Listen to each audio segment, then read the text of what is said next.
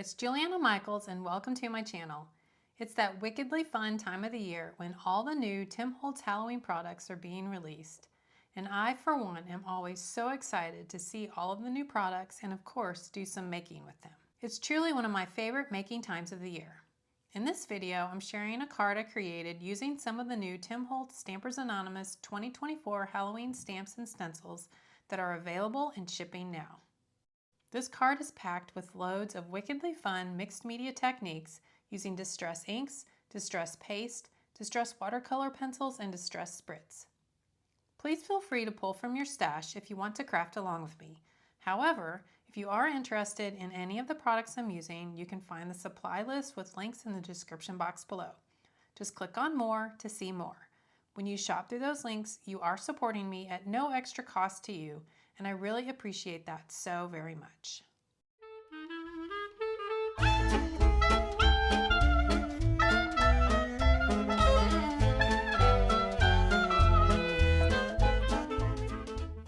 So for this card, I'm going to be working with some of the new stamps and stencils from the Tim Holtz Stampers Anonymous 2024 Halloween release. And the stencil I'm going to be working with is called Batty. Comes in this large size, but then it also comes in the smaller size in the mini set 61.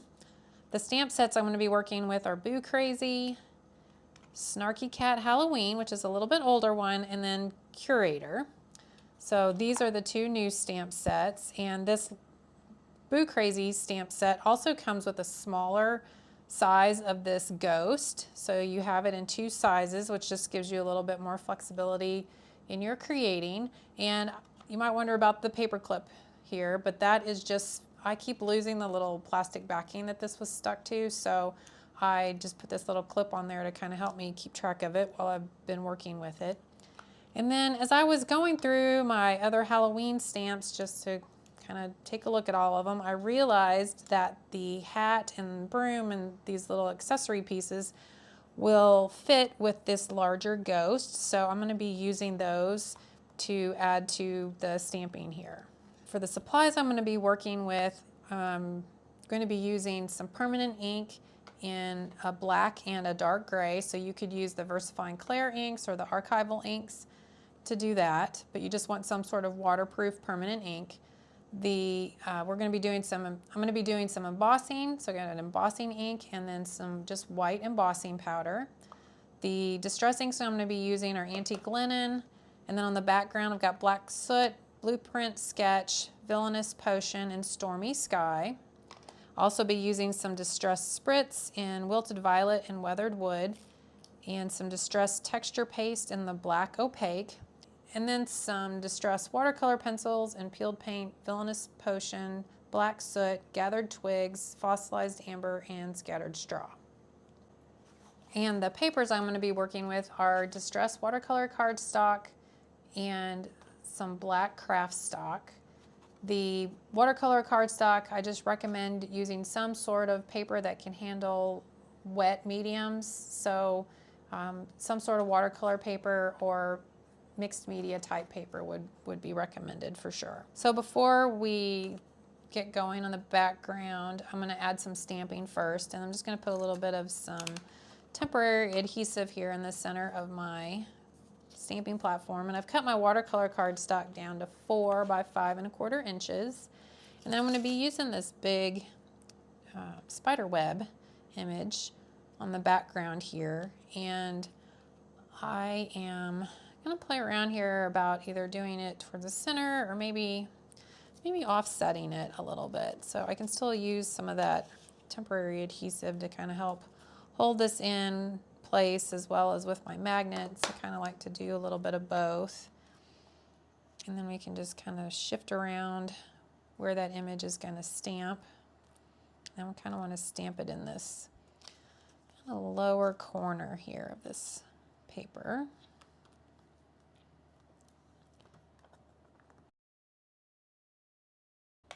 And to stamp this, I'm just going to use some archival ink in Hickory Smoke. Just need some sort of permanent ink.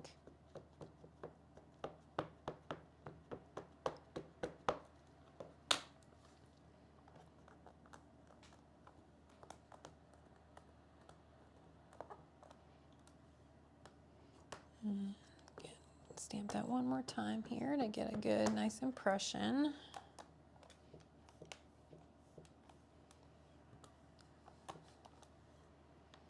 And now we're gonna flip that around, and I want to stamp in this corner as well.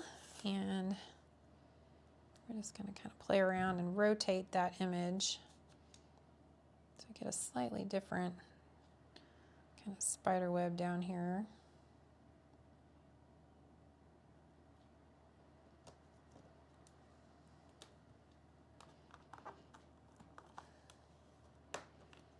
I'll ink that up, stamp that one again.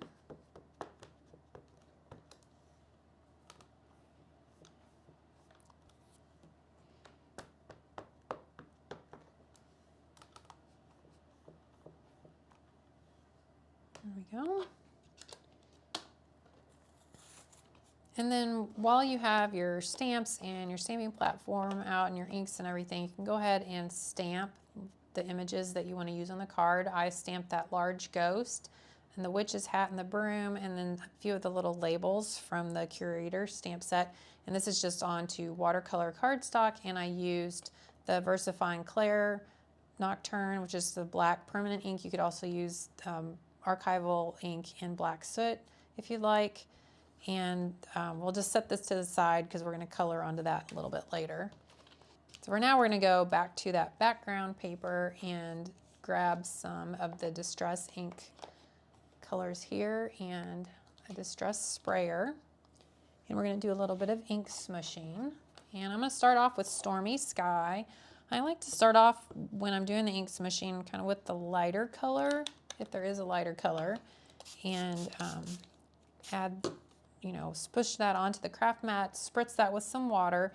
And then this particular craft mat is the replacement craft mat that comes with the Tim Holtz glass media mat. And I like how the ink kind of just beads up on it when you add the water to it. And then you just can kind of get some really cool effects when you just dab into the ink, and then you kind of get those little dots here and there.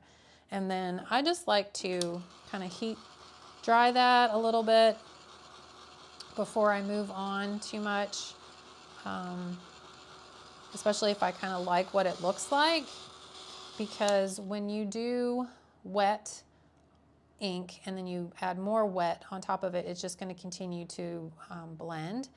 And if you dry it and then put more ink on it, it's going to kind of layer. So it just gives you a different look if you kind of take your time and dry in between each layer. Now we're going to kind of squish into here.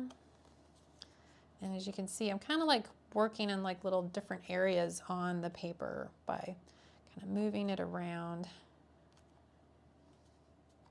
and getting that ink on there like that. And this is just a little kitchen trivet to work on that just kind of helps me protect my craft mat a little bit.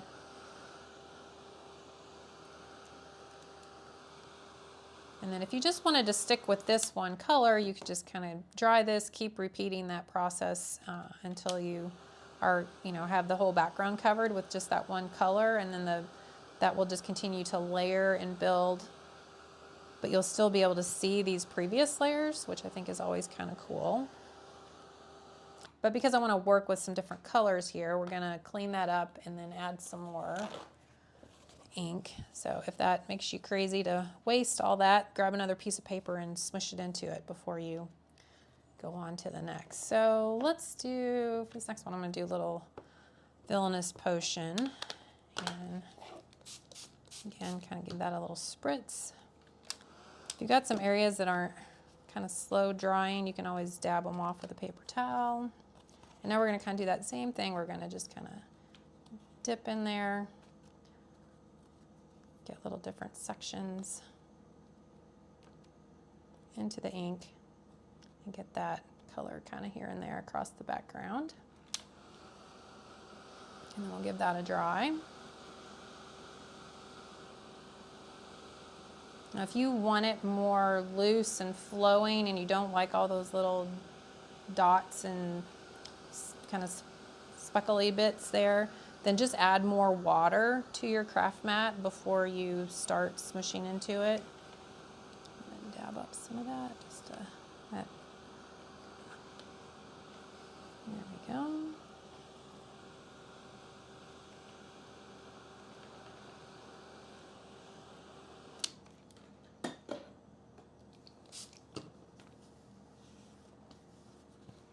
And now we're going to do some with the blueprint sketch.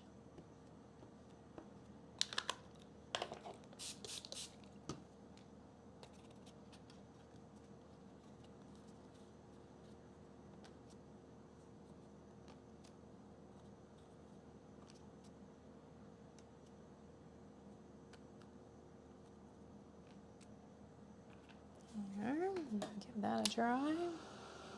And then you can also do this same technique with the oxide inks if you like. It's just going to give you a slightly different look because the ink is different. But you could still do this ink smushing with those. And now we're going to do a little black soot. Finish this off.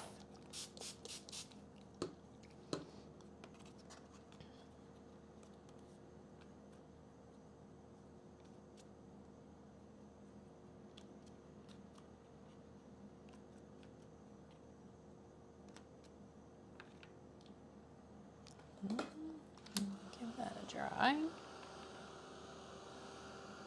And if you want more of a color, you can always go, add more of that and repeat that same color if you like.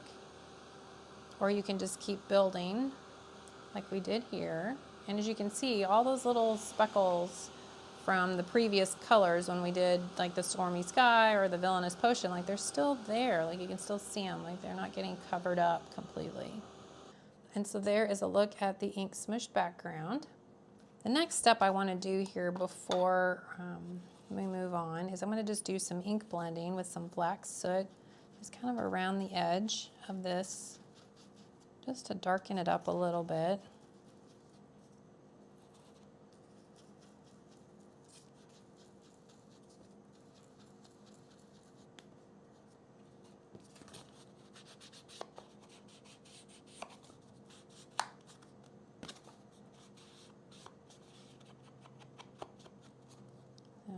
If you wanted to make the whole thing darker, you could do some of this real lightly in towards the center of the background if you like. So the next thing I'm going to do is we're going to add some splatters with the Distress Spritz in Weathered Wood and Wilted Violet. And you just want to make sure that you shake these up really well and get all that pearl mixed in, because like right now it's all kind of sitting on the bottom of these bottles. So there's a little rattle shaker ball in there and you just need to shake those up until you get that mixed in. So there's kind of what the bottom looks like now that we've got that all mixed in well. And then I'm going to just remove the cap and pull out the little nozzle and then use that to kind of create some little splatters here across the background. You could also do, just if you wanted to kind of get an all over shine, you could also just spritz real lightly from like far back over the whole thing, and it'll just give you just kind of a nice delicate bit of shimmer across the whole background. So you could kind of do a combination of that if you like. Just add some splatters there with that weathered wood, and then we're just going to give that a dry.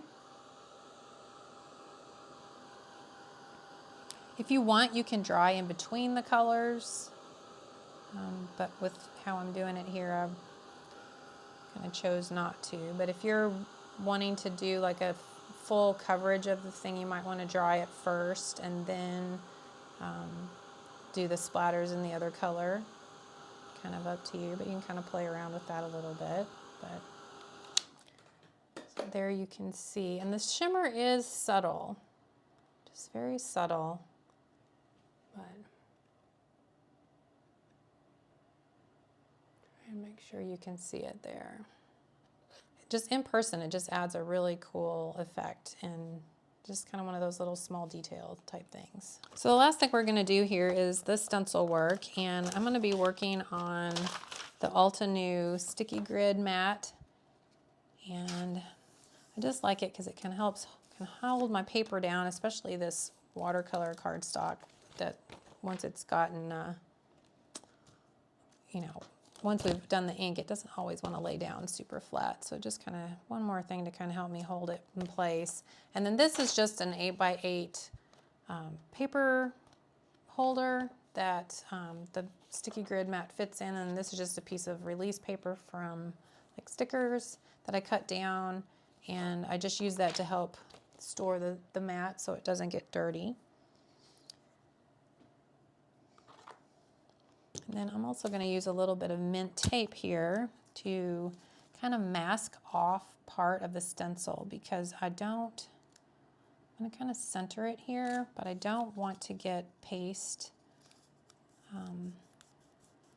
into these two here. I kind of want to center the design. So just kind of mask that off. And then we've got this design here with the bats kind of centered in the paper.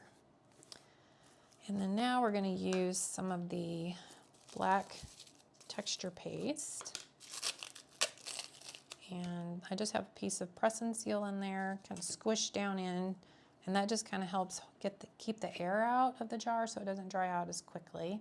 And then I just scooped up some of the paste onto the back of the palette knife, and then I'm going to kind of still try to hold it down so it doesn't get underneath the paste doesn't get underneath the stencil, and then just kind of gently wipe what's on the palette knife across the stencil. And you're kind of holding it, like you can see, just a little bit of an angle and just lightly rubbing it.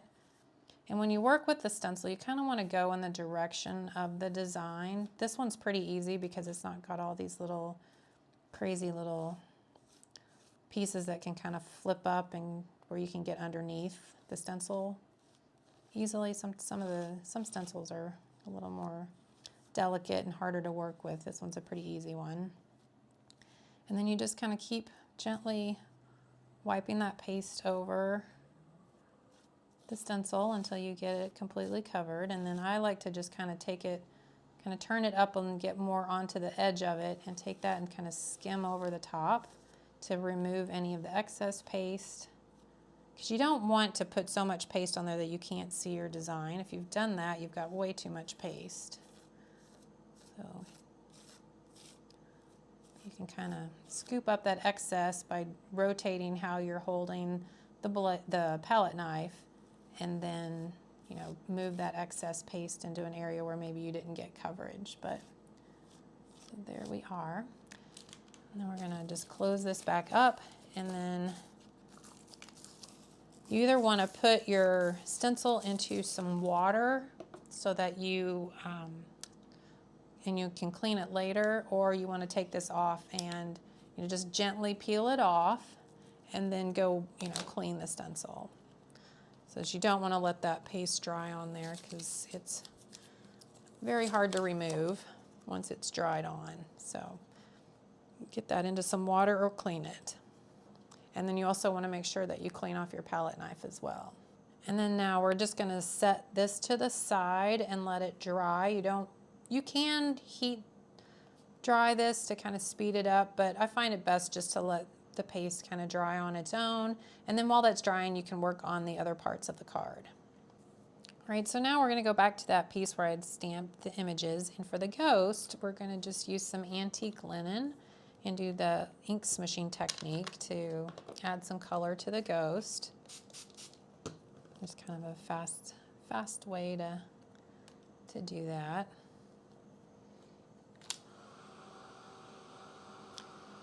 If you don't want to do the ink smishing, and you could also just use the distress watercolor pencils to color in the ghost, and just use the antique linen pencil to add the color if you like.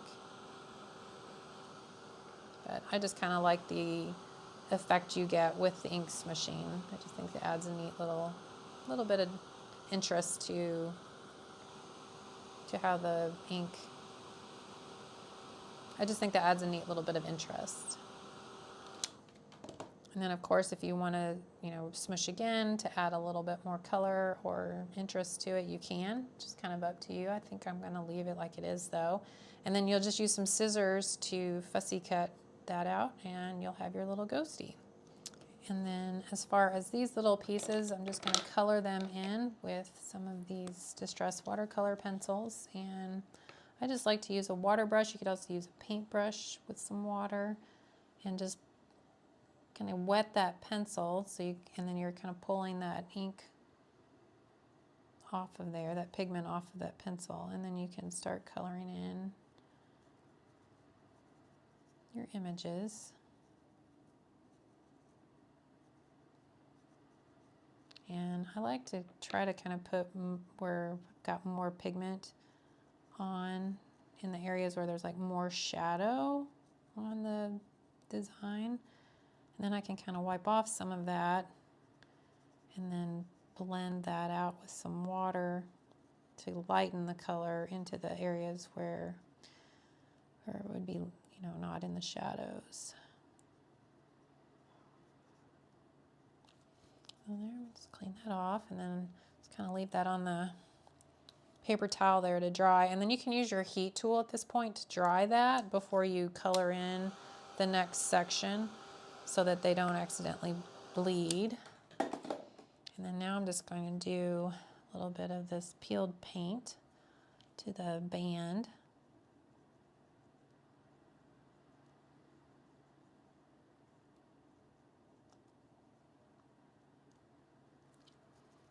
And clean that off.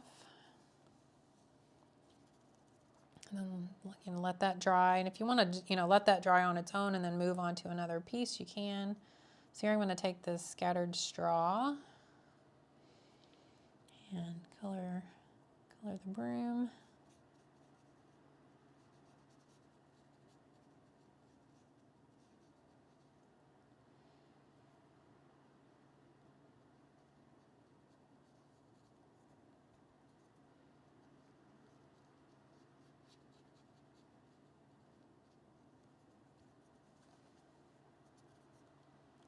I'm going to use the gathered twig here on the handle.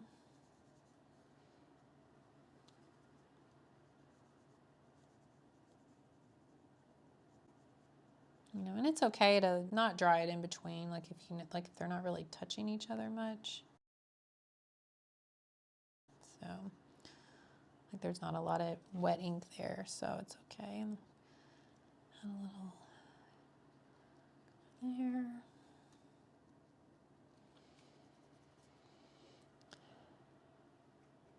And put a little black soot on the handle here. But obviously you can color these any colors you like. Now we're going to go back and add a little bit of the fossilized amber.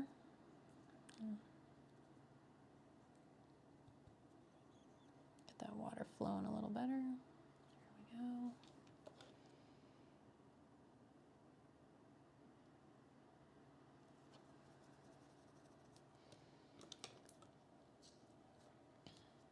And then on these labels, I'm going to use some of the Villainous Potion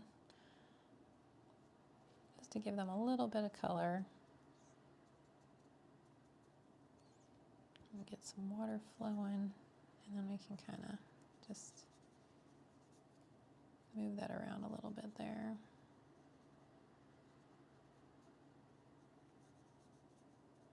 And it doesn't really matter if you go out of the lines because I'm going to fussy cut these, so you can kind of color however you like there.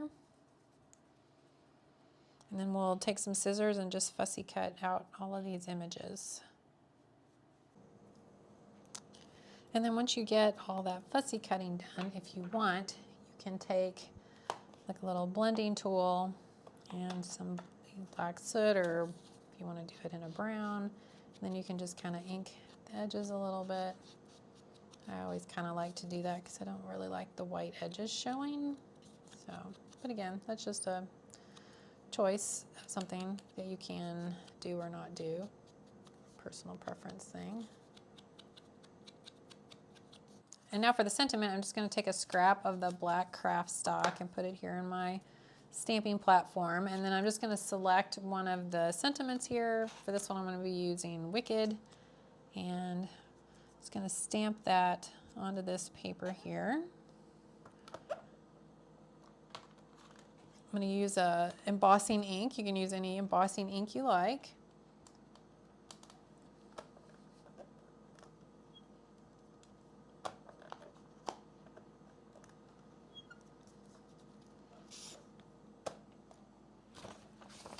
I'm going to put that over a piece of just printer paper, fold it in half, and I can use that to kind of catch my embossing powder. And then I'm going to sprinkle that white embossing powder over the top of it. As you can see, that just kind of sticks to where we stamped that image. You can tap off that excess there. And then we can put this back into the jar. And then now I'm going to take my heat embossing gun and turn that on, let it warm up for a few seconds, and then apply the heat and melt that powder.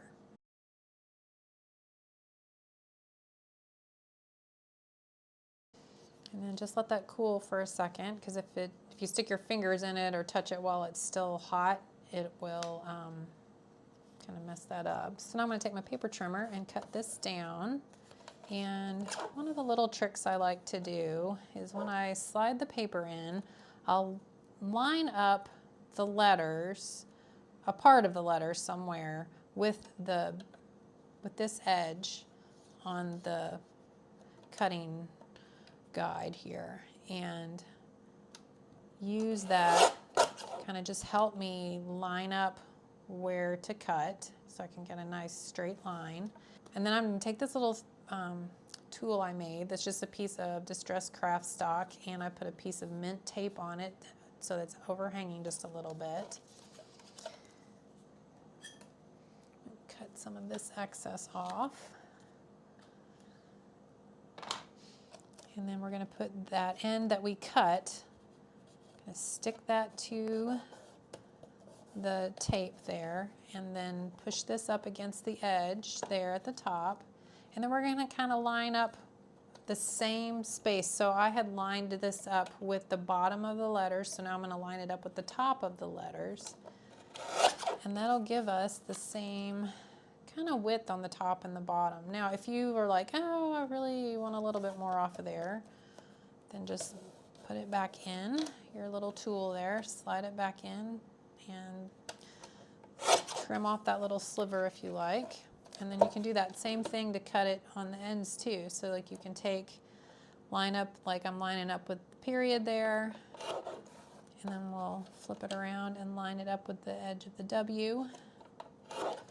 And then you get that nice even spacing all the way around. So for this, we're using that black craft stock. So there's this craft paper that has a black color printed onto it. And this is just a piece of fine grit sandpaper. It's a sanding disc from Ranger. And I'm working on a piece of packaging here from a stamp set or a die set. And just rubbing this kind of along that edge to remove some of the black and reveal that craft underneath there. And I think it just kind of gives it a neat little distressed kind of little bit of a grunged effect. So that's what you end up with there. And so from here we've got all of our pieces ready to go, and then it's just a matter of assembling and adhering all these pieces onto the card using your choice of liquid adhesive or foam tape if you want to add a little dimension. And then I'm going to mat this onto a piece of black cardstock to finish it off. Here's a look at the completed card with its layers of ink, paste, and spritz, all topped off with its cute ghostie. I adhered the ghost to the background using double-sided foam adhesive for a little dimension. I then added some machine stitching to the outer edge of the background panel and the little labels for some added interest. I then cut a piece of black craft stock to 4 1/4 by 5 1/2 inches, sanded the edges with a sanding disc, and adhered it to the background panel. And there you have it. I hope you enjoyed seeing how this wickedly fun card came together using the new Tim Holtz Stampers Anonymous 2024 Halloween stamps and stencils. Thanks so much for watching. Don't forget to hit the subscribe button so you can join me on a more regular basis. Hit the like if you enjoyed this video, and if you want to join me on my other social media platforms, you can find the links to those in the description box below. Also, feel free to leave me a comment if you have any questions or if there's something you'd love to share with me and our community. I'll see you in the comments below and in the next video. Until next time, stay crafty, my friend.